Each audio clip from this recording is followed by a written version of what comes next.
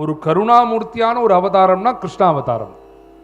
இப்படி கிருஷ்ணாவதாரத்தில் எத்தனையோ பேர்கள் பக்தி பண்ணியிருக்கா. கிருஷ்ணனுடைய ரூபத்தில் மயங்கி அது கிருஷ்ணாவதாரத்தில் தான் இருக்கணுங்கிற அவசியம் இல்லை.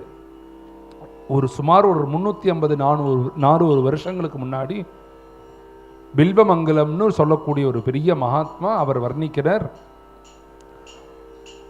எனக்கு கிருஷ்ணா உன்னை தரிசனம் பண்ணணும்.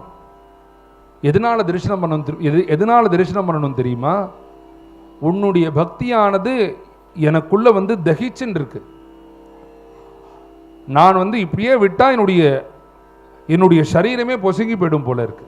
இப்படி இருக்கிறது இதற்கு ஒரே ஒரு தீர்வு என்ன தெரியுமா? உன்னுடைய தரிசனம் மாத்திரம்தான். உன்னை ஒரு தடவை ஆலிங்கனம் பண்ணிக்கணும். உன்னை ஒரு தடவை பார்த்தா போரும். என்னுடைய பக்தியானது இன்னும் புஷ்டியாயிடும். அதற்கு மேலே என்னுடைய உடம்புல உள்ள சிரமங்கள்லாம் நிவர்த்தி ஆகும். சிரமங்கிறது நம்மள மாதிரி ஒரு தலைவலியோ கால்வலியோ இல்லை. அவர் மனசுல பகவானை பார்க்க முடியலையேங்கிற வருத்தம் தான். அவர் என்ன சொல்றார்?